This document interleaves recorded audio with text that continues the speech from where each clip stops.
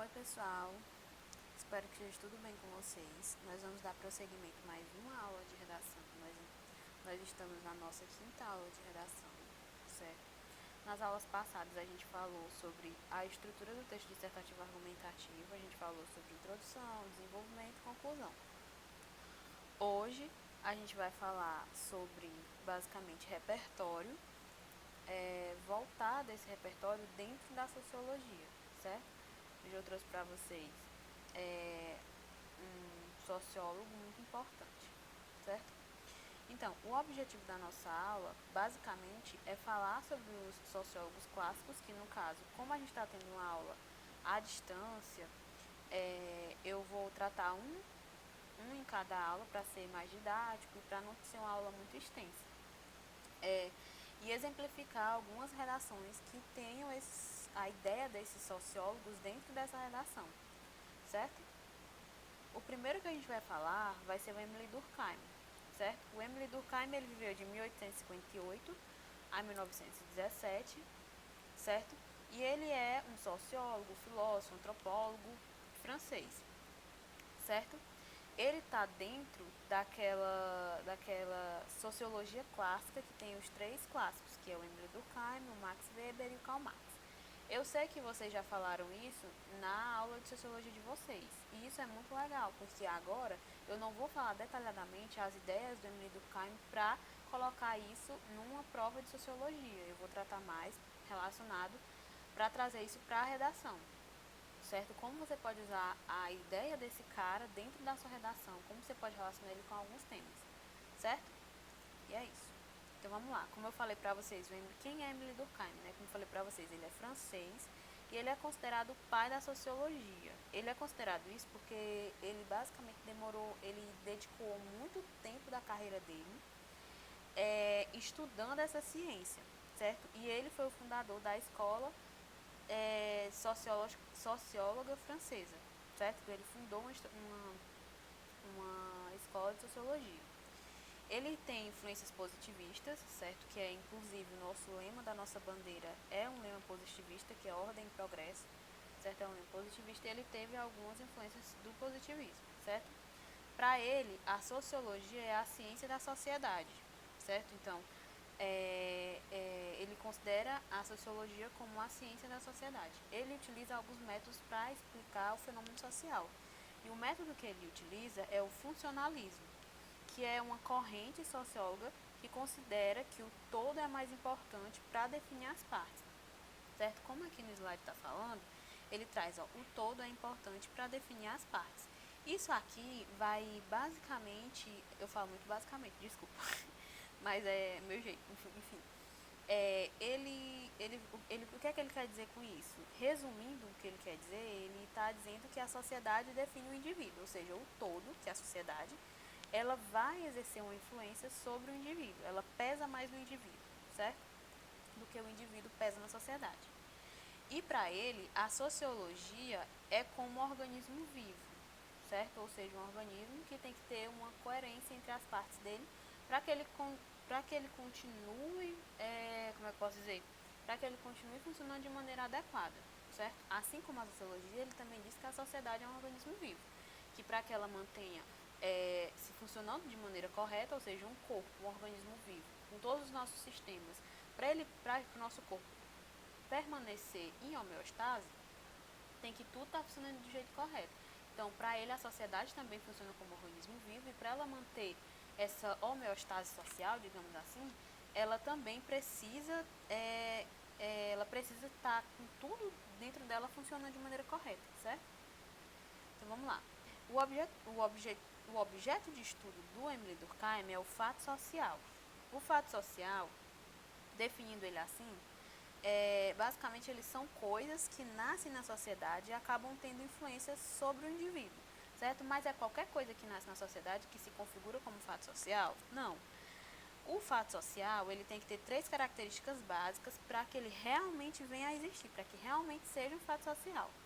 Essas três características básicas, que está listada aqui no slide, certo? É a exterioridade, generalidade e coercitividade, ou coercitivo, certo? Essas três, eu tenho certeza que vocês já falaram com o professor de sociologia, ele já falou para vocês, mas vamos só dar uma pincelada de novo aqui por cima, certo? Para que vocês entendam quando eu estiver falando dentro da redação. Então, vamos lá. O que é exterioridade que ele está falando? Quando ele diz que é algo exterior, é que não faz parte do indivíduo, ou seja, a sociedade é quem produz, não depende de mim, entendeu? Tipo, não depende de mim para existir. Então, ele é exterior ao indivíduo, certo? Generalidade, ele é geral, ou seja, todo mundo reconhece que aquilo ali é legítimo, que aquilo ali existe. E esse fato, ele cai sobre todo mundo, e todo mundo entende que aquilo ali existe, certo? E coercitivo. Coerção é o ato de induzir ou pressionar a fazer algo, certo? E essa coerção, ela existe no fato social, basicamente, para fazer com que realmente seja cumprido, porque se não for cumprido, se não for do jeito que está dito na sociedade, você vai ter o quê? Você vai ter punição, você vai ter censura, certo? E aí, um exemplo do que é um fato social. O nosso idioma, a nossa língua, ela é um fato social. Por quê? Primeiro que ela é exterior a nós, ou seja, ela não precisa da gente para existir. Ela existe antes do indivíduo existir, né?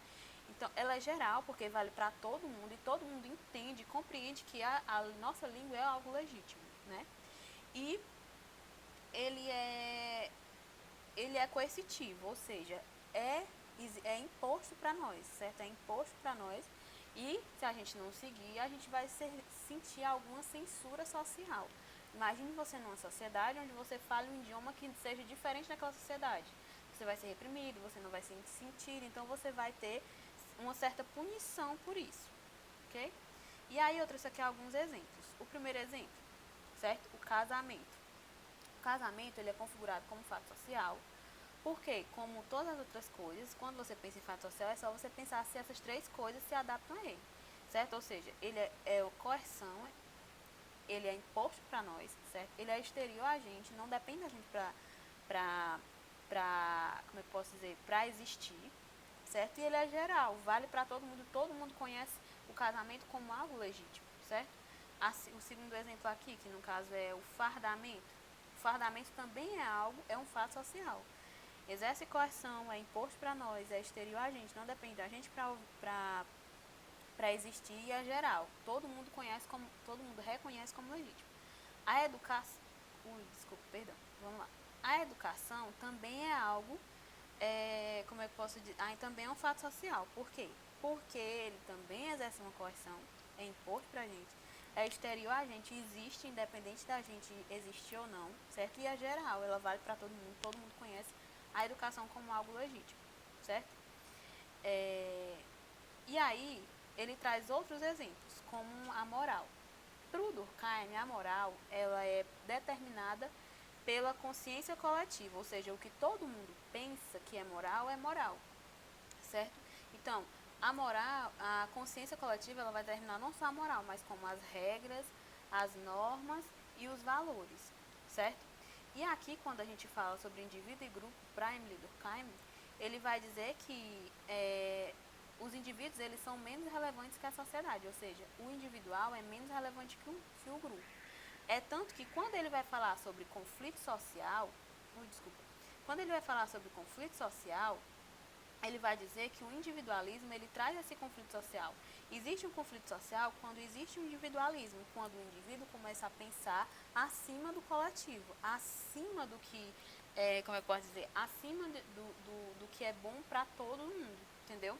E isso vai trazer uma desordem nas pessoas, certo? E vai fazer enfraquecimento das instituições, como igreja e família.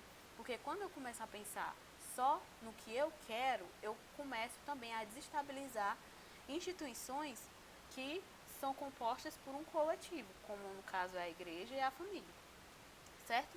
E isso vai gerar várias consequências, como consequências econômicas. Então, para ele, a sociedade vai determinar os indivíduos, a forma moral, as regras e os valores. Então, a sociedade, ela vai determinar basicamente tudo, certo? E aí, ele traz uma temática muito importante, que é a temática do suicídio, certo? E eu trouxe esse mapa mental para vocês, para a gente falar mais um pouco didático do que é o suicídio, certo? Do que é o suicídio não, do que é o suicídio para Emile Durkheim. é importante deixar claro que eu não estou falando do que é o suicídio, aqui trazendo para um lado mais antropológico, eu estou trazendo o que é o suicídio para o Emile Durkheim, certo? Então, em sua visão, para o Emile Durkheim, né, o suicídio é uma ação individual, intencional e consciente que decorre da morte do indivíduo que age, certo? Ou seja, para ele, apesar da ação de provocar a própria morte ser algo individual, existem fatores sociais que a causam. Por quê? Porque, um exemplo,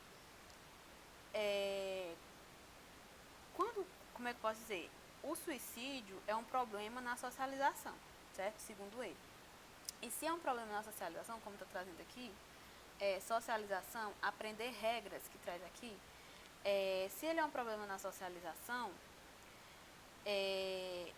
por que ele considera um problema na socialização? Porque se o indivíduo ele quer acabar com sua existência social, há um motivo social para isso.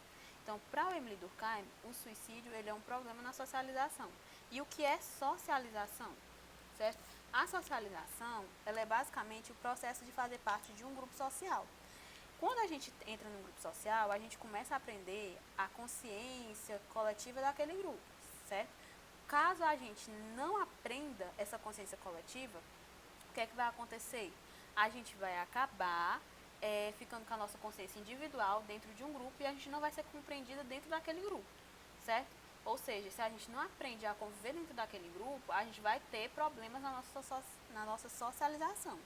E é exatamente esse problema na socialização, esse erro em fazer parte de um grupo que gera os 4 tipos de suicídio que ele fala, certo? Só que antes disso, é importante que quando a gente vai tratar do suicídio, para Emile Durkheim, a gente tem que se desprender de algumas coisas, como opiniões, preconceitos, pré-noções e subjetividade, e tratar o suicídio como algo objetivo, certo? Tirando, basicamente, as coisas que a gente tem as nossões as nossas pré-noções sobre o que realmente é suicídio, para a gente analisar isso, certo? Voltando ao que eu estava falando anteriormente, como eu falei que para Emile Durkheim o suicídio é um problema na socialização, um erro nessa socialização, um erro em fazer parte de um grupo, ele configura esses 4 tipos de suicídio, que eu vou falar bem rapidinho o que é cada um, certo? Primeiro vamos falar sobre o egoísta, certo? O suicídio egoísta, para Emile Durkheim, ele é praticado por um motivo egoísta, como o próprio nome já diz, ou seja, não é um motivo social. O indivíduo enxerga a sua existência como algo que não compensa a vida no meio social, ou seja, ele acha que a existência dele não vale viver no meio social, certo? E isso é o suicídio egoísta para o Emile Durkheim. Existe outro tipo de suicídio, que é o suicídio é o suicídio altruísta, certo? Que aqui tem altruísmo, que é o que está colocando aqui em cima. Então, esse suicídio, ele basicamente é quando o indivíduo abdica da sua própria vida em prol de uma causa maior que ele. E não enxergando nela, na vida, né, um motivo pelo qual vale a pena. Isso, na verdade, ele enxerga nessa causa dele um motivo que vale a pena morrer. Qual é um exemplo? 2 exemplos que eu posso trazer para vocês seriam o suicídio japonês, certo? Porque lá eles têm uma pressão muito grande, certo? Para ser bem-sucedidos. E às vezes acaba às vezes eles acabam não tendo esse retorno, certo? De ser bem-sucedido. E eles acabam fazendo suicídio por honra, certo?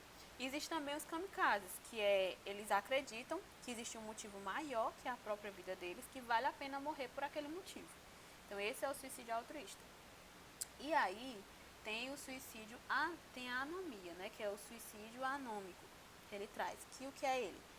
É aquele que ocorre em situações de anomia social, ou seja, de caos e desordem na sociedade, como crises econômicas, sociais e morais. Ou seja, existe uma crise, como vocês estão vendo aqui esse bonequinho cheio de pontos de interrogação, existe uma crise e a pessoa acha aquilo ali um motivo para acabar com a existência social dela, certo? E aí a gente vai para o último suicídio, que ele fala que é o fatalismo, certo? Como vocês estão vendo esse bonequinho aqui todo amarrado, né? Nesse tipo de suicídio, o indivíduo se vê rotulado, se vê pressionado e ele olha para todos os lados e não vê nenhuma saída a não ser o fim da sua existência social, certo? Então, ele acaba com a sua existência social por conta de ser muito pressionado, certo? Ter muita pressão social envolvida naquilo. E é isso, vou passar para o próximo slide. Agora, eu vou relacionar a ideia que eu trouxe para vocês nesses primeiros minutos de aula, né? Basicamente nesse início de aula, e relacionar elas como vocês podem colocar na redação. Alguns pensamentos do Emile Durkheim, certo? Esse primeiro exemplo aqui, o tema da redação é a violência contra a mulher, certo? Aquele tema que teve violência contra a mulher. Eu não lembro o ano, mas eu acho que foi 2015, por aí. Acho que foi 2015 que teve violência contra a mulher. Então, como essa pessoa coloca a ideia de Emile Durkheim, certo? Ela vai falar assim: de acordo com o sociólogo Emile Durkheim, a sociedade pode ser comparada a um corpo biológico, por ser, assim como esse, composta por partes que interagem entre si. Foi uma das primeiras coisas que eu falei, que ele disse que a sociedade e a sociologia funcionam como um corpo biológico. E aí ele vai relacionar agora esse pensamento de Emile Durkheim com a temática, certo? Como é que ele vai falar? Desse modo, para que esse organismo seja igualitário e coeso, é necessário que todos os direitos dos cidadãos sejam garantidos. Contudo, no Brasil, isso não ocorre, pois em pleno século XXI, as mulheres ainda são alvo de violência. Esse quadro de persistência de maus tratos com esse setor é fruto principalmente de uma cultura de valorização do sexo masculino e de punições lentas e pouco eficazes por parte do governo. Então, o que é que eu tenho com essa citação em vermelho, com essa ideia, esse pensamento de Emile Durkheim? Bom, se eu penso na sociedade como um corpo biológico, e ele sendo um corpo biológico, as partes dele têm que estar integradas entre si, ou seja, elas têm que estar funcionando, ele relaciona, certo, isso com o que ocorre na sociedade. Ou seja, é necessário que todos os direitos dos cidadãos sejam garantidos. Ou seja, se não for garantido o direito do cidadão, vai ocorrer uma mudança nessa harmonia social que era para existir, nesse corpo biológico que é a sociedade. Então, todos os temas de redação que você utilize falando sobre quebra de algum direito, ou seja, cultura, o tema do ano passado, cultura, é uma quebra de um direito, certo? É a quebra de um direito. Então, se eu quebrei esse direito, eu estou mexendo com o corpo biológico que é a sociedade. Então, esse pensamento do Emile Durkheim, vocês podem utilizar, inclusive, primeira, segunda, terceira, quarta, quinta, sexta, até a sexta linha, ao ponto de final, ou seja, daqui até aqui, certo? Ela dá para colocar essa parte aqui sem alterar nada em vários temas, certo? Ou seja, você pode colocar, só que você tem que relacionar com a problemática que você está trazendo. Qual é o direito que não está sendo garantido para esse cidadão? No caso aqui, era o direito das mulheres, certo? Ou seja, a gente tem direitos, só que as mulheres, elas mesmo assim, elas sofrem violência, ou seja, a quebra de um direito, certo?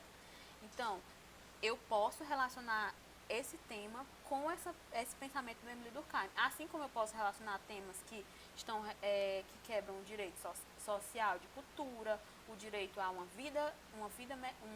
eu posso dizer, uma vida harmônica, o direito não sei, a saneamento básico, o direito à educação, todos esses direitos eu posso utilizar isso. Se quebra um direito, você pode, consequentemente, colocar esse pensamento do Emile Durkheim, ok? Passo para o segundo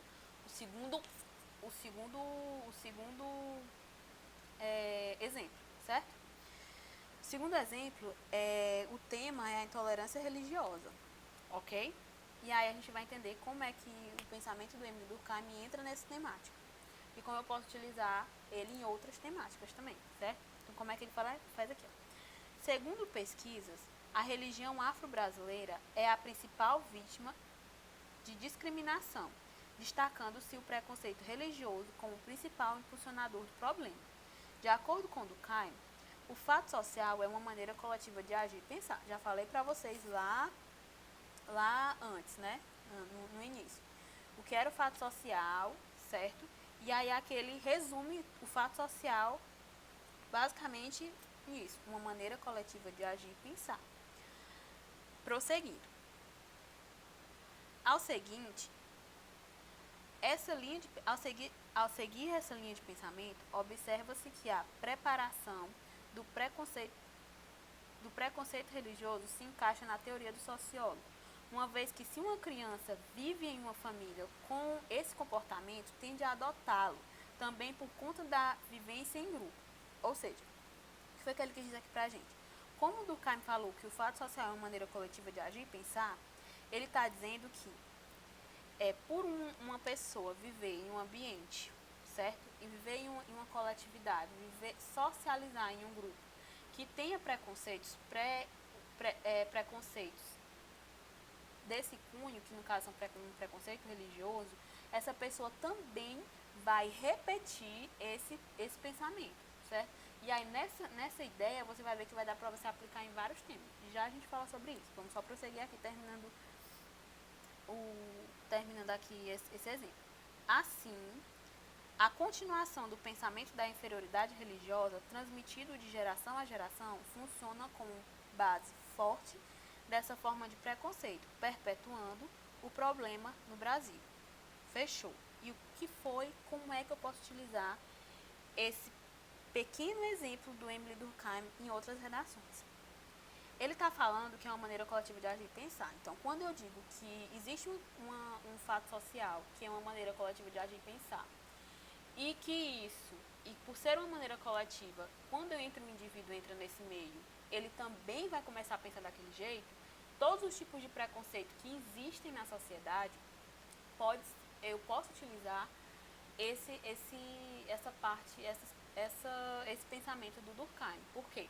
Porque todos os tipos de preconceito, eles já existem na sociedade antes da gente existir, certo? Então, já existe o racismo, já existe a homofobia, já existe o preconceito contra a mulher, no caso o machismo, já existe a homofobia, já existe todo tipo de coisa ruim, já existe na sociedade. Quando uma criança nasce, ela entra nessa sociedade, ela começa a viver nesse grupo que tem essa maneira coletiva de agir e pensar, que no caso são esses preconceitos, entendeu? Que a gente está tentando destruir, mas que existe na sociedade. Então, quando ela começa o processo de socialização dela, ela começa a aprender isso. E quando ela aprende, ela perpetua isso, certo? Então, várias temáticas que trazem como eixo essa ideia de preconceito de uma coisa que já existe na sociedade, que a gente aprende e perpetua, vocês podem utilizar essa citação, certo? Esse períodozinho aqui de pensamento do Emile Durkheim,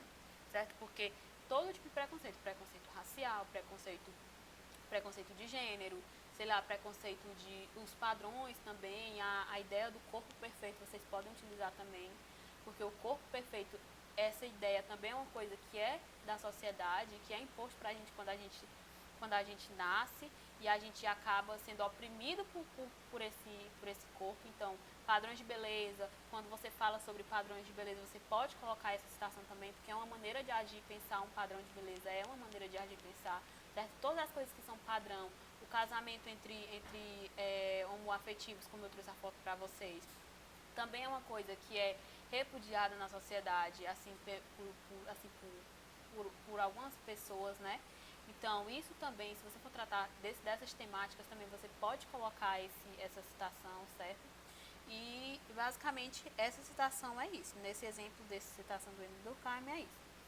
Então, eu estou fechando a aula aqui agora, certo? Na próxima aula eu vou tentar trazer eu não sei se eu trago logo o Weber e o Karl Marx, e trago logo os exemplos e como relacionar eles com